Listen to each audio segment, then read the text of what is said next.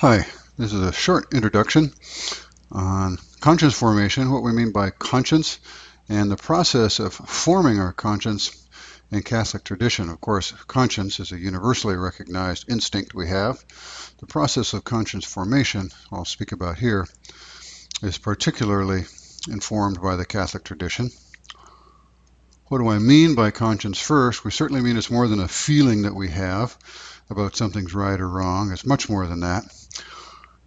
Aristotle described our conscience as a judgment of reason, and this is in our Catholic Catechism, whereby the human person recognizes the moral quality of a concrete choice that he or she is about to make, or even which we've already made and we're still thinking back upon.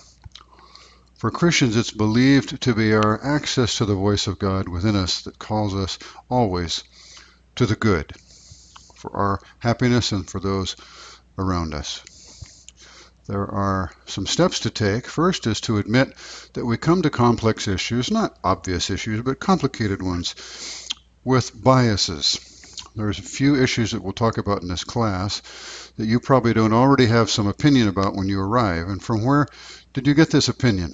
It's natural to have one, and it's good to have one, but they could prevent us from thinking honestly about all the perspectives. So here are some of the sources of our bias, potentially. Our gender could be a point of bias. It's possible males and females will see an issue in our course in a different way. We want to listen to what each gender sees. It's possible our age differences will reveal some things to us, and sometimes you'll be interviewing family members. If you interview an older brother, you might get different perspective from interviewing your grandmother, and so on. Our religious backgrounds give us some bias, and this is not bad. Again, we just have to admit that they come from a certain perspective. They look at the world through a certain lens, and that there are other lenses in the world worth seeing through.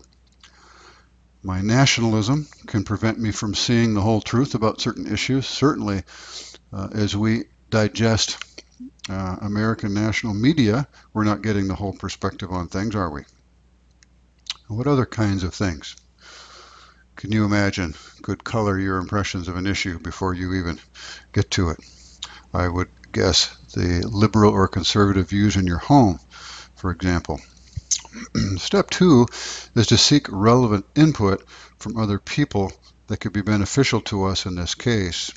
Now, it's due to our social nature and the social consequences of most of the choices that we make, that it's wise and responsible to dialogue with other people. To ensure the integrity of our process, we should respectfully listen to contrary perspectives, not just to like thinkers, which is our inclination. That's why conservative people watch Fox News and liberal people watch MSNBC. We like to hear what like thinkers say, but do we really listen to contrary perspectives very often? And the relevances of the sources will vary according to the issue that we're talking about. Let's think of some examples. For, whom should I ask, or whose input should I seek for some of the following choices that you and I may very well face in the coming years?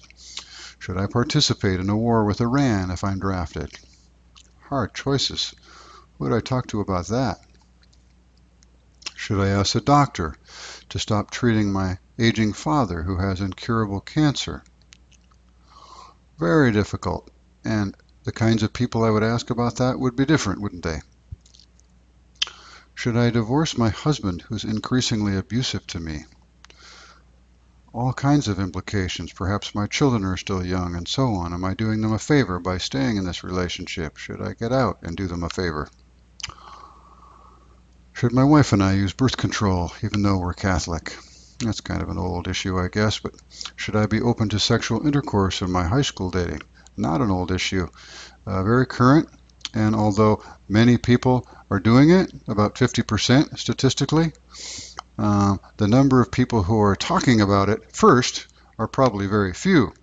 And who should I talk about it with? Most likely we're going to go to a best friend, and that is probably the least resourceful person we could find. There are more mature people with more experience who love us and who care about us and who would probably have more interesting things to say about the long-term concerns.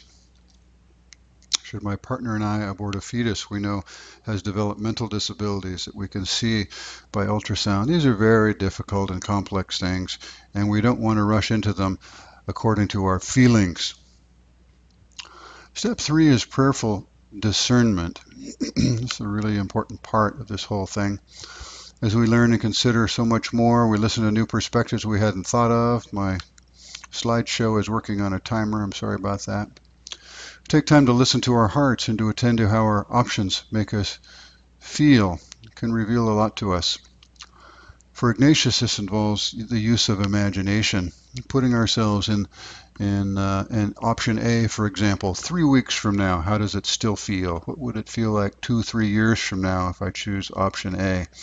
And then likewise to reverse that and imagine how I'm feeling living with the choice of option B.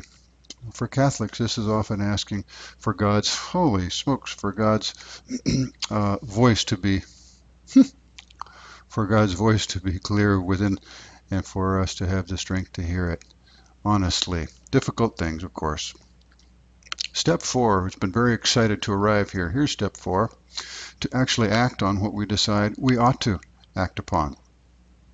It's the hard part, doing what we've carefully discerned. The best moral choice might not be the easiest, short term especially. That is a natural inbred problem with all these things. The best choice is sometimes the most difficult at first.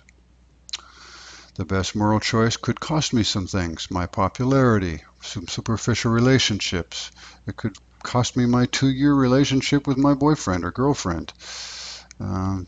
We have a history book filled with people we admire now and are grateful for, who had to make great sacrifices to do the right thing when the general current of our culture was not encouraging them to do so.